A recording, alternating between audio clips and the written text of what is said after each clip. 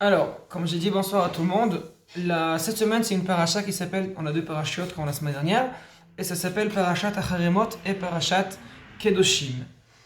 Assez souvent les deux parachutes viennent ensemble, c'est intéressant de savoir pourquoi, mais bon, c'est pas pour aujourd'hui. Peut-être une autre fois on va essayer de parler de ça aussi.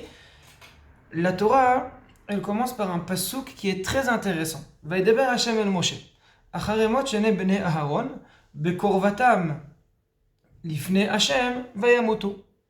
Donc, je traduis au français. Hachem a parlé avec Moshe. Juste après la disparition, juste après le décès de ses deux enfants. Et pourquoi ils sont morts? Le passage qui nous explique. Bekor Batam, parce qu'ils sont rapprochés devant Hachem. Vayamotu. Et ils sont partis, ils sont morts. Non, Parashat Shemini, je n'ai pas fait un shiur, c'était à l'entour de Pessah, c'était un peu plus compliqué. Là-bas, on apprend le décès de deux enfants d'Aaron, Nadav et Avihu. C'est très intéressant là-bas en fait de comprendre qu'est-ce qui s'est passé. Pourquoi Nadav et Avihu en fait ils sont niftarim? Qu'est-ce qu'ils ont fait de si grave que ça d'être partis, d'être décédés, de rejoindre le ciel? Alors c'est un shiur très long. Je pense que j'ai parlé un peu de ça l'année dernière. J'ai parlé aussi un petit peu Shabbat. Là maintenant je pourrais pas tout refaire. Par contre l'idée de la raison pourquoi les enfants d'Aaron malheureusement sont partis, c'est les trois mots que la Torah elle rajoute ici. Bekorvatam lifne Hashem. Parce qu'ils sont rapprochés devant Hashem. C'est-à-dire, ils ont fait quelque chose qu'ils ne devraient pas le faire. Qu'est-ce qu'ils ont fait? Ils sont rapprochés vers Hashem. Normalement, ils n'avaient pas le droit à ces rapprochements qu'ils ont faits. Et ils sont rapprochés quand même. Malgré l'interdiction qui devait être. Alors, pourquoi? On verra tout de suite. Ils sont rentrés quand même, et à cause de ça, ils sont partis. Ok? Très bien. Je continue le passage suivant. Là, en fait, Hachem il dit à Moshe, dit à Aaron, il faut qu'il ne rentre pas toujours dans l'endroit de la Kedusha, de la sainteté, donc Kodesh HaKodeshim, et pour rentrer, il y a des conditions qu'on va essayer de comprendre tout de suite. Tout le monde, tous les commentateurs expliquent sur place, ce n'est pas pour rien que la Torah elle a écrit dans cette manière. En fait, comme tout le monde le sait, Nadav et Avihu, ils ont pris la Kétoret interdite, et avec ça ils sont rentrés dans Kodesh HaKodeshim. Comme c'était pas sa place, c'était une interdiction, parce qu'ils n'étaient pas ordonnés à faire la Kétoret, donc c'était Assour, ils ont fait un Issour, et comme ils ont fait un Issour, la Kétoret c'est ou Sam Chaim, ou Sam Amavet. Soit ça donne de la vie, soit, chas v'shalom, ça donne de la mort. Et comme ils n'étaient pas ordonnés d'amener le Kétoret à cette place, malheureusement, ça donnait la mort et pas la vie. Très bien. Et comment Aaron, il peut venir en Kodesh et Kodesh? Je continue un peu le psukim. Bezot yavo Aaron à la Kodesh, befar ben bakar le chatat, veille de la temimim, il doit amener les korbanot. Et il avance. Je saute un petit peu parce que c'est des psukim très importants, mais bon, c'est pas le sujet de notre show aujourd'hui. On parle il va ramener aussi deux boucs pour Khatat. Et alors, un, vous savez très bien, il va être korban, l'autre, il va être renvoyé. Et un peu par la suite, on arrive à notre but, notre idée que la Torah elle a commencé par le début. C'est pas Sokyud Bet, si vous avez envie de regarder à l'intérieur. Et là, on voit Velakar Melo Amarta Gachale Esh. Donc Aaron, il va prendre des charbons, mais pas des charbons éteints, des charbons encore allumés, bien rouges, qui a sur le Misbéach. Et dans sa main, il va ramener la Kétoret, le sang spécial. Et avec ça, il va ramener à l'intérieur de Beth Amikdash, de Kodesh et Kodeshim, il va rentrer Vechissa Anan HaKetoret et HaKaporet Asher Ala Edut Velo Yamut. Donc il doit rentrer avec la Ketoret dans le Kodesh et Kodeshim et mettre là-bas une fumée spéciale de Ketoret, d'accord? Et avec ça, il ne va pas mourir. C'est de ça que je voulais parler un petit peu. En fait, si on regarde aujourd'hui, nous tous, on a 5 sens, d'accord? Il y a la vision, la vue, on voit. Il y a les oreilles, on entend, nous tous, bon Hachem. On parle, donc c'est les paroles, ça fait déjà 3. On a les sentiments, chouche, on peut sentir, on peut toucher. Et le 5e, c'est l'odeur. Et en fait, l'odeur, c'est un sens qui est intéressant parce que il est différent que les autres. D'accord? Je peux définir un goût sucré, salé. Très bien. Je peux définir qu'est-ce que je vois.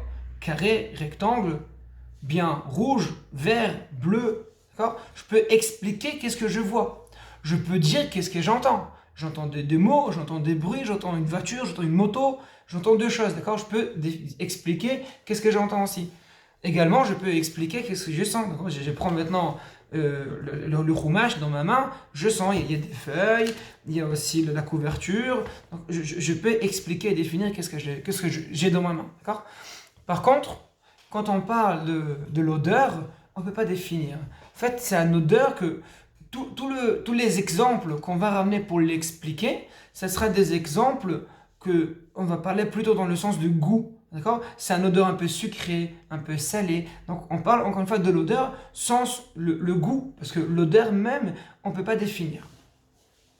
Celui qui a fait attention dans la parasha précédente, quand on commence parashat Vayikra, on voit assez souvent la phrase Reach nichoach la Hashem, l'odeur qui monte envers Akadosh Baruch Hu. Et c'est très intéressant parce que on comprend tous que Hachem, il est quand même assez spirituel. Comme Hachem, il est spirituel, on ne peut pas commencer à prononcer, de dire qu'il profite d'un odeur, ou profite d'un sens qui est humain, qui est matériel. Donc forcément, si Hachem, il peut profiter des odeurs, hein, l'odeur de Korban, l'odeur de Ketoret, il y a un sens qui est plus profond, qui est plus spirituel à l'intérieur. Et ça, j'aimerais bien essayer de comprendre avec vous aujourd'hui une odeur. Ok, merci beaucoup. J'aimerais bien essayer de comprendre avec vous aujourd'hui l'odeur, qu'est-ce que c'est exactement? De quoi il s'agit? Quand on parle de l'odeur, qu'est-ce que ça veut dire? Pourquoi l'odeur, il peut changer? Pourquoi si on sent une odeur qui est agréable, ça change? Pourquoi si Hachem, il sent l'odeur de Ketoret, donc il peut pardonner? Qu'est-ce qui se passe? Qu'est-ce qui se passe dedans? Il y a une Gemara intéressante, la Gemara nous amène en disant que les calottes à Yerushalayim, ils mettaient pas dans leur choupa de parfum. Pourquoi? Parce que comme en fait il y avait l'odeur de Ketoret qui était éparpillée partout en Yerushalayim, c'était pas la peine. C'est pas la peine de mettre de parfum. De toute façon, la Ketoret est le plus forte que le parfum. Donc les calottes à Yerushalayim ne mettaient pas un parfum. C'est-à-dire que si on parle de l'odeur, quand la Gemara elle veut dire l'odeur, elle va parler direct d'une kala. Une kala que normalement elle met un parfum pour sentir bien, d'accord, pour avoir deux odeurs plus intéressantes. Elle ne mettait pas parce qu'il y avait la kétoret. Donc la kétoret, c'était tellement important, d'accord, elle était tellement importante qu'on n'a pas pu sentir d'autres odeurs, tellement l'odeur de kétoret elle était très forte. C'est quoi cette idée? Qu'est-ce qu'il y a dedans?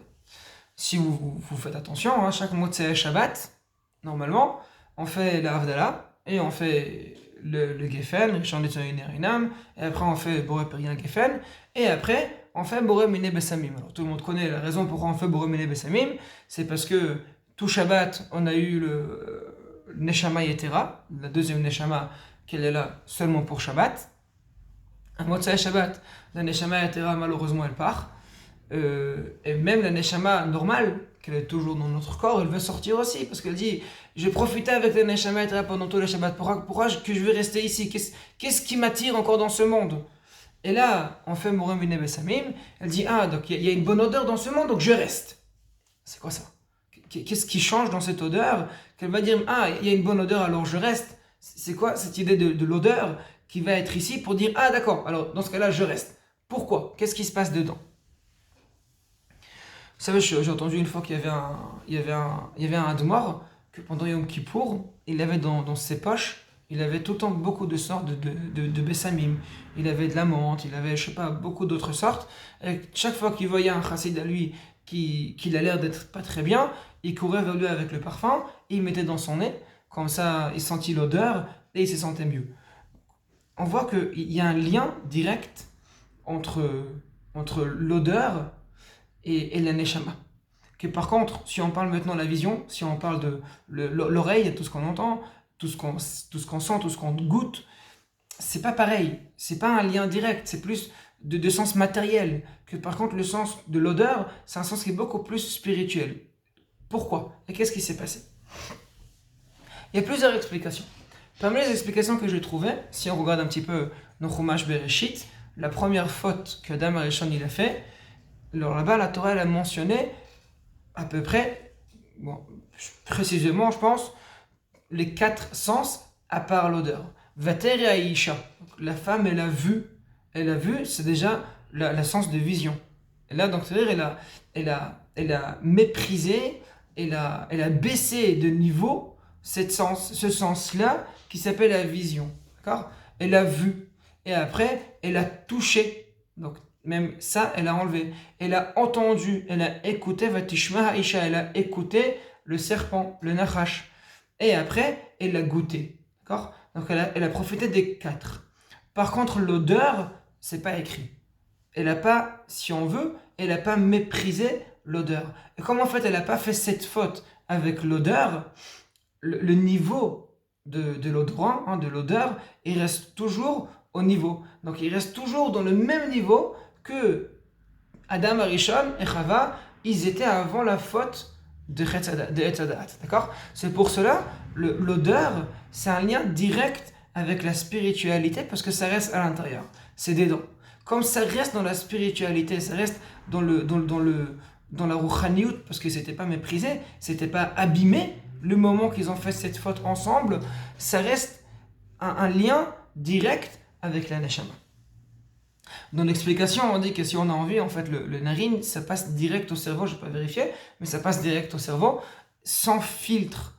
Donc par rapport à l'endroit, ça passe direct sans avoir des filtres. C'est pour cela, c'est un sens qui est plus fin, parce que finalement, c'est un sentiment qu'on l'aura tout de suite.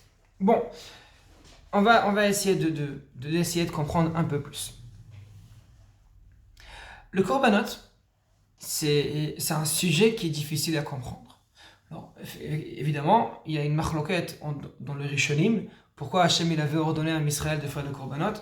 Est-ce que ça a été un but? C'est-à-dire, Hachem il voulait les korbanot, donc il a dit à Israël, faites le korbanot. Ou bien il y a un Rambam qui dit que c'est l'inverse. Comme Béné Israël, ils ont vu que tous les goïms font des korbanot, et aussi, c'est un peu étrange de dire ça, mais eux aussi ils voulaient avoir les korbanot, donc il avait ordonné, donc faites les korbanot à moi et pas à Avodah Zara.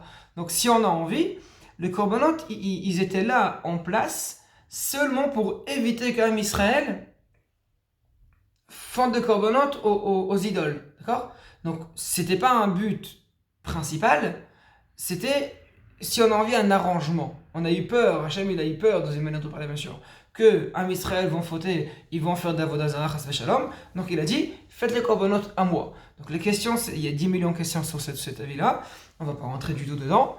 En tout cas, on voit que le korbanot, selon le Ramban en tout cas, c'est un but particulier. Donc Hachem, il a demandé ces korbanot, et il a dit à Israël, allez-y faire le korbanot que je vous demande. Alors, qu'est-ce qu'il y a derrière ce korbanot? En fait, il y a une compréhension qui doit être ici au moment qu'on fasse la korban. Je parlais Shabbat déjà de ça, que nous devrions être à sa place. Quand on amène korban khatat, une personne il a fait une faute involontairement, il doit ramener un korban khatat.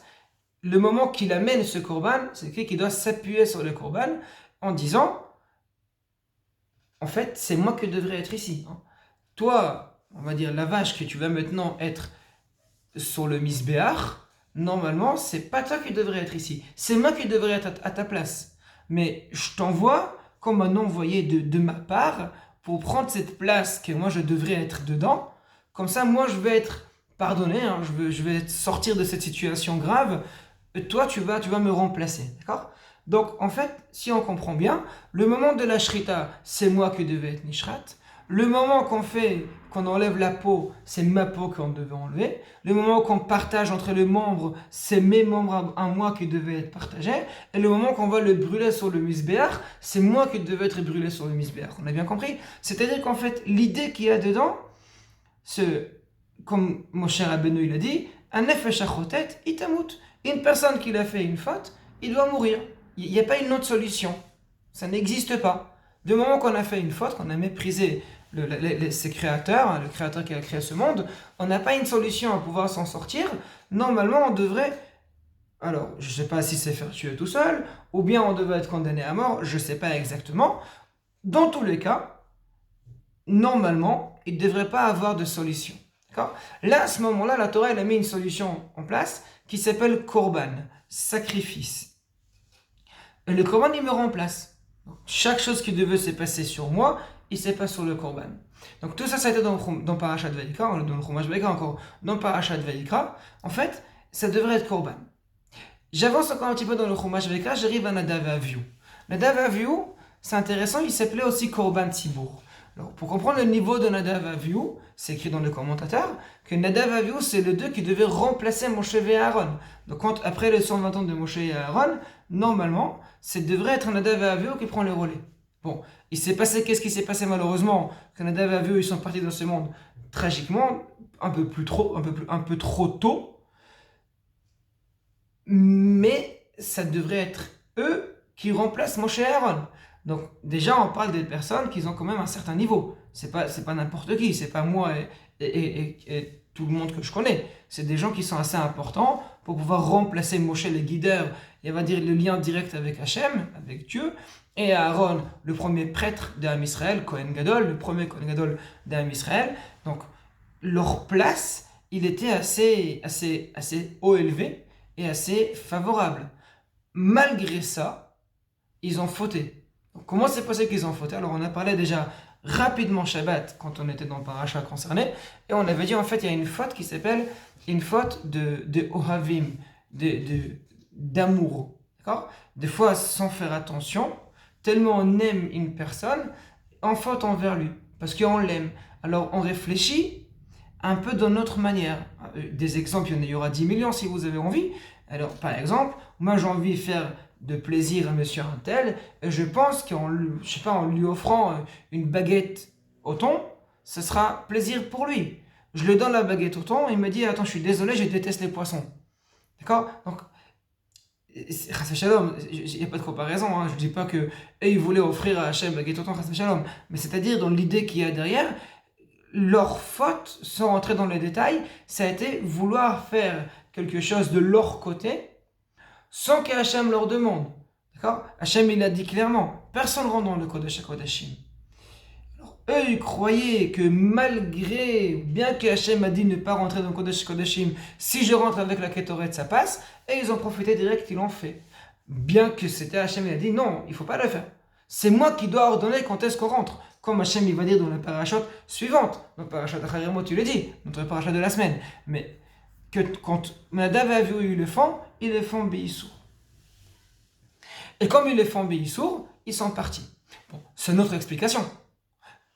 D'après ce qui est écrit, c'était Korban Tzibour. C'est pour cela, quand les deux ils sont partis, Moshe il dit à Aaron à Cohen, stop, tu n'es pas en deuil. C'est tout le cas l'Israël qui va être en deuil, à part toi. Toi, tu n'es pas en deuil. Pourquoi tu n'es pas en deuil? Parce qu'en fait, c'est des Korban Tzibour. S'ils sont partis, c'est pour voir que Hachem il pardonne toutes les fautes qu'Am Israël a fait à ce moment-là. Donc eux, ils vont partir.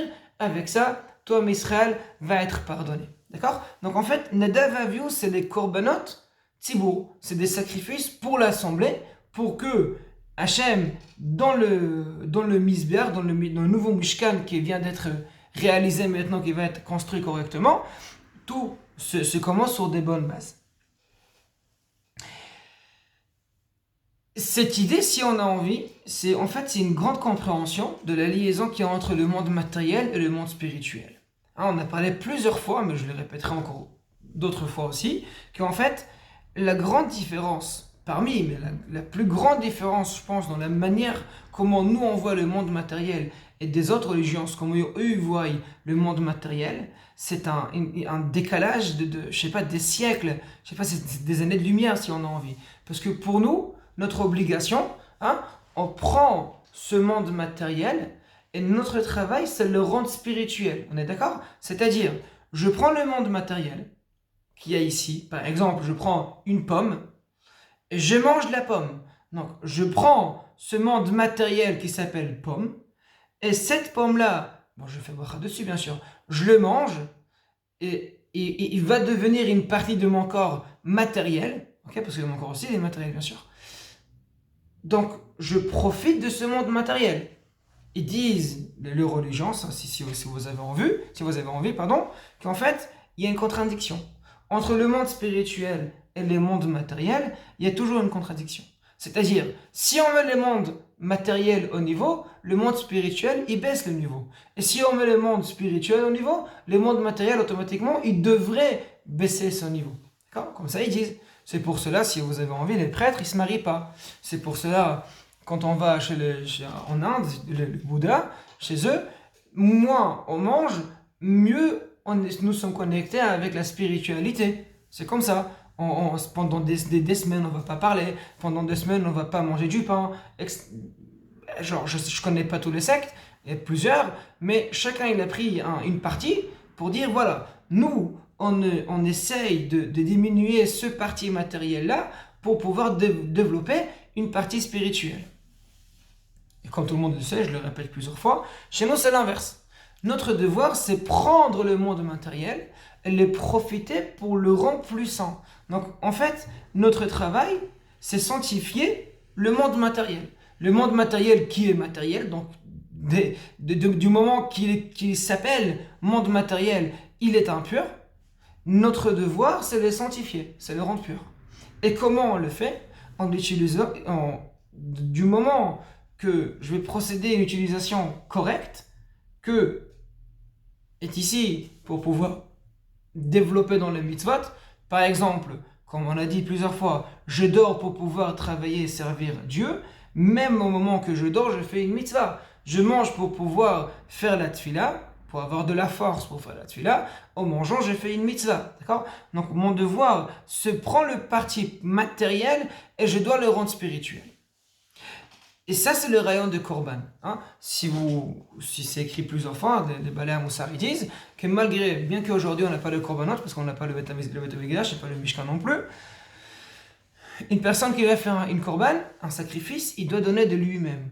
Chaque chose qui est difficile pour moi que je le donne, il est considéré comme un Korban. D'accord? Par exemple, si maintenant j'ai une assiette remplie devant moi, je ne mange pas toute l'assiette. Je laisse un petit peu. J'aime ce repas. C'est mon repas préféré. Ma femme, elle m'a préparé quelque chose que j'ai jamais vu. J'ai envie de terminer jusqu'au bout et demander une troisième assiette. Non. Tu laisses un peu. Tu laisses un peu. Pardon. Tu laisses un peu. Donc tu montres que c'est toi qui domine ce monde matériel. Et tu choisis de manger seulement la partie que tu en as besoin pour pouvoir servir Dieu dans le monde spirituel. C'est-à-dire que tu comprends que le but, c'est pas cette assiette. Le but, c'est avoir de la force qui vient de cette assiette. Il y a une histoire assez connue qui est racontée, une histoire qui est bizarre dans le sens de l'histoire, mais après on le comprend assez réellement. Hein. Dans le commentaire de Arbaat Urim, il y a un commentaire qui s'appelle le Beit Hadash. Le Beit Hadash, il a pris comme khatan, comme gendre, un rav qui s'appelle Rav David Segal, qui a écrit un livre qui s'appelle Le Taz. Le Bach, il était un grand riche, donc il s'est engagé que pendant, je pense, 10 ans, si je ne me trompe pas, il donne chaque après-midi un repas de viande pour son gendre, le Taz, pour que son gendre puisse étudier la Torah, développer, écrire des livres, répondre des réponses, etc. Et une fois, il y a, si vous voulez, le buzz qui passe dans la ville, parce que le Taz, il réclame que le Bach vient avec lui en din Torah. Pourquoi? Parce que le Bach, il s'est engagé de donner de la viande comme repas chaque midi, et aujourd'hui, à la place de mettre de la viande, il a mis le poumon. Alors tout le monde dit, mais il n'a pas honte le Taz? Pas seulement que le Bach lui donne chaque jour de la viande, et en plus aujourd'hui, le poumon c'est la viande. Alors de quoi il réclame? À la place de dire merci beaucoup, il réclame, il n'a pas honte. C'est quoi cette histoire? Effectivement, il vient devant le Bedin, et le Bedin lui dit, mais les poumons, c'est considéré comme la viande, donc t'as pas de quoi réclamer, il en sortit dehors. Sur le chemin de la sortie, le Bach il pose la question au Taz, mais dis-moi, je te connais, c'est pas ta manière. Tu vas pas venir maintenant me réclamer devant Bedin, pourquoi je t'ai donné le poumon et pas la viande? Comment c'est possible? Et le Taz il a répondu une réponse qui doit nous briser le cœur, parce que ça montre l'importance de chaque acte qu'on fait, acte matériel comme spirituel. Et il a dit, c'est simple, chaque après-midi tu me donnes de la viande. Et avec la viande que je mange, ça me donne de la force d'étudier environ 6 heures. et après je mange encore un petit peu. Bref, je continue. Aujourd'hui, j'ai reçu du poumon. Avec le poumon, j'ai pas pu étudier pendant 6 heures parce que c'était une viande moins constante. Donc j'ai pas pu, ça m'a pas donné assez de force, assez d'énergie pour pouvoir étudier 6 heures. J'ai étudié seulement 4 heures et demie.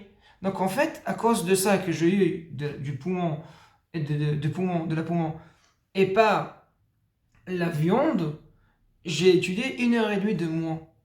Et j'ai eu peur que dans le monde futur, Hachem il va t'enlever la sera de cette mitzvah. Parce qu'en fait, normalement, je devrais étudier 1 heure et demie de plus.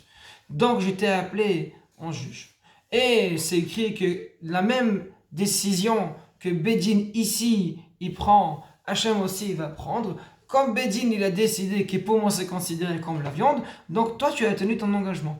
Et quand tu as respecté ton engagement, c'est pas à toi de justifier pourquoi j'ai étudié 1 heure et demie de moins. C'est pour ça que je t'ai réclamé. Donc en fait, alors, on n'est pas au niveau, bien sûr, mais on voit que le Taz, il a calculé qu'est-ce qu'il mange exactement pour pouvoir étudier le temps qu'il a envie d'étudier. Et une fois qu'il a pu étudier moins du temps, d'accord, il est venu réclamer.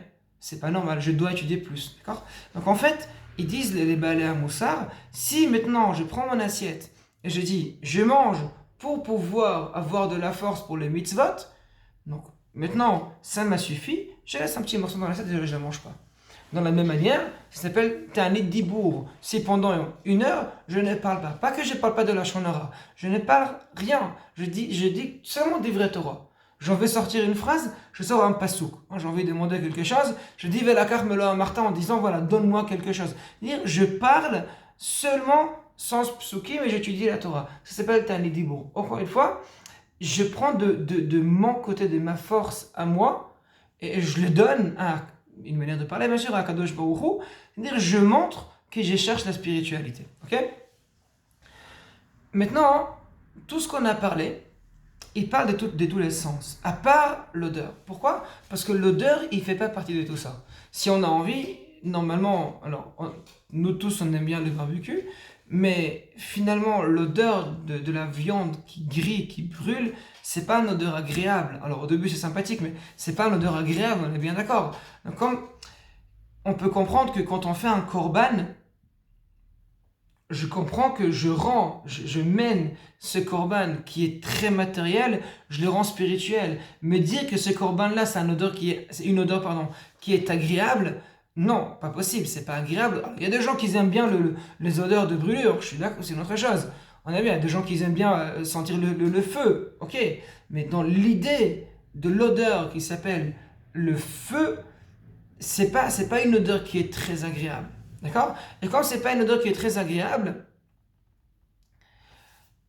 on peut pas dire que le korban, il vient pour ce sens-là aussi.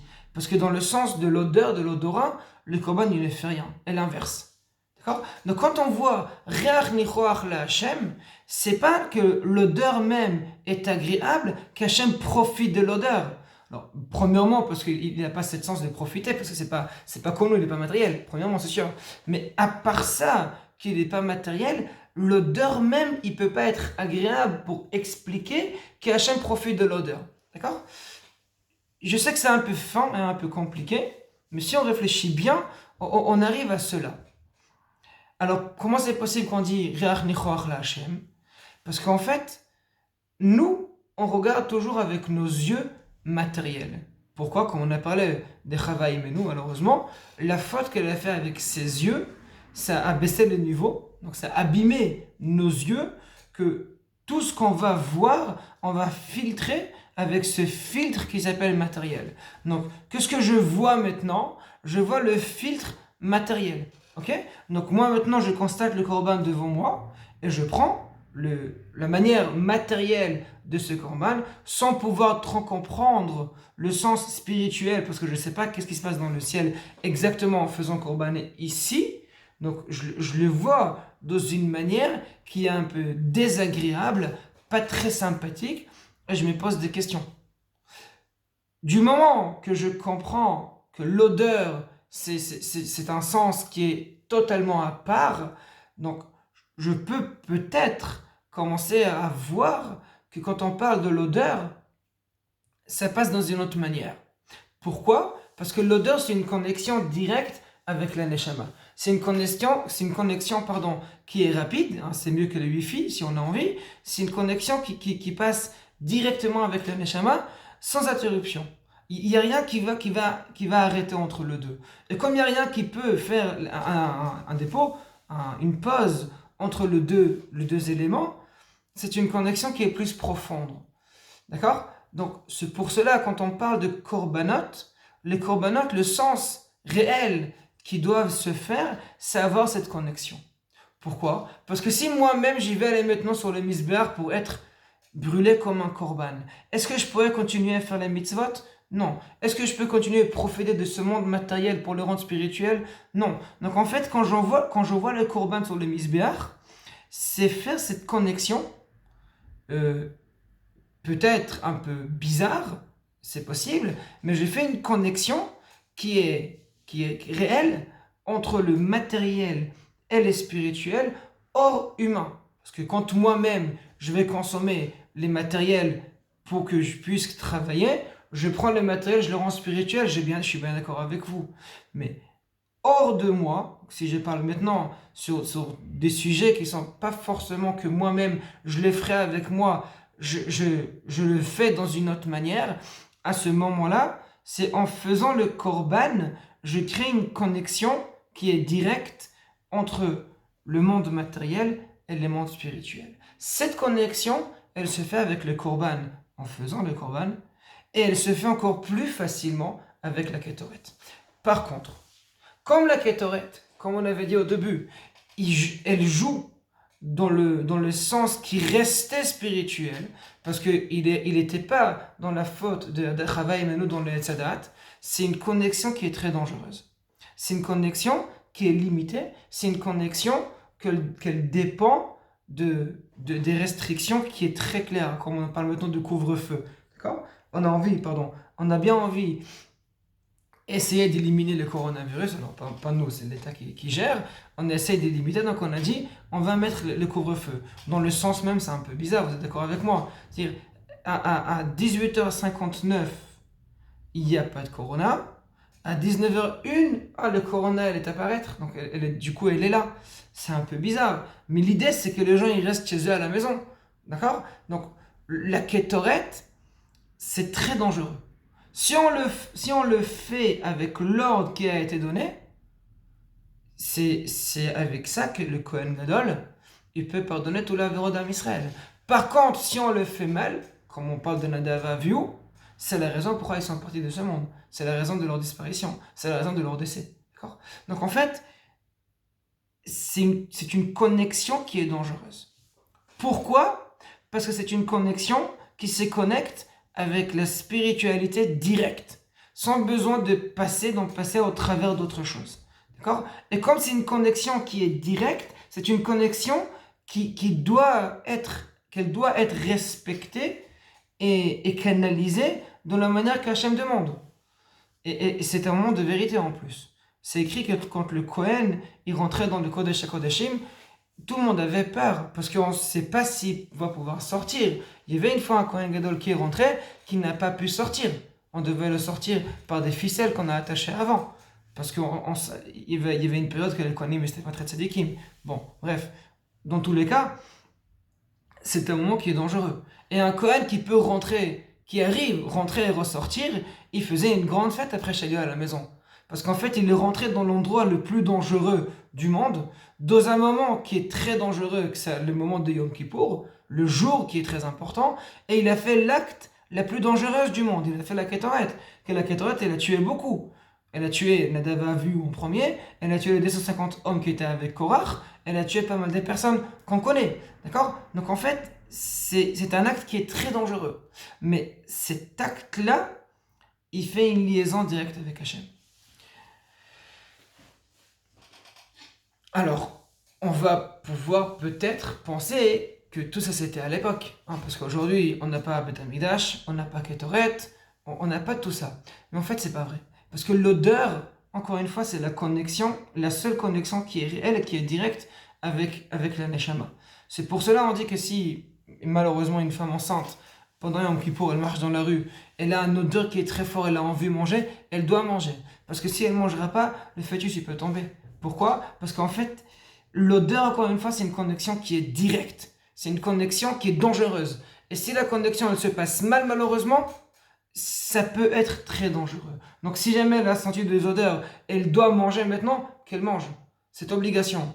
Et c'est écrit, comme ça la Gemara elle dit, que parmi les raisons pourquoi Elisha ben Avouya est sorti du chemin, c'est parce que sa maman elle a mangé pendant Yom Kippour. C'est-à-dire du moment qu'elle a abîmé ces sens-là qui s'appellent l'odeur avec une avera, donc même l'équilibre qui doit se passer avec l'odeur n'est pas là, donc il n'a pas pu rester dans le monde de Torah, il est sorti à l'extérieur. D'accord? Donc c'est très dangereux. Et quand c'est très dangereux, la Torah elle t'a dit, une seule fois par année, le Kohen, il peut rentrer avec la ketoret à l'intérieur. Alors on faisait la ketoret chaque jour. Chaque jour on faisait la ketoret, mais pas à l'intérieur. Pas dans les endroits les plus saints. Pas les endroits que la Kdusha, elle est tout le temps ici. Seulement le Yom Kippour. Et comment il rentrait le Yom Kippour? Seulement après qu'il a amené le deux boucs. Si je ne me trompe pas, on a parlé l'année dernière, le deux boucs, l'idée c'est Yetzeratov et Yetzerara. Et comme en fait, l'idée de Yetzeratov et Yetzerara, il a amené le deux en Korban, c'est que maintenant qu'il peut rentrer dans Kodesh Kodashim pour faire la Ketoret. D'accord? C'est-à-dire, pour pouvoir profiter de l'odeur dans une manière qui est correcte, si on peut dire, il faut pouvoir dominer le Yetzeratov et le Yetzerara ensemble. Et seulement après que je domine correctement le Yetzeratov et le Yetzerara, c'est là que je pourrai en profiter correctement de la Ketoret. D'accord? Donc l'importance de l'odeur finalement, que chaque personne il doit essayer dans sa manière bien sûr, il doit essayer de la conserver le plus possible, c'est parce que l'odeur, ça reste la seule connexion qu'il y a directement avec notre Neshama. C'est pour ça qu'on fait Boré Miné Bessamim à Motzei Shabbat. Voilà pour aujourd'hui. Et Bezrat Hashem, j'espère que Shabbat, on va continuer encore de Shurim, là c'est au Pirkei Avot. Je vous souhaite à bientôt, Bezrat Hashem.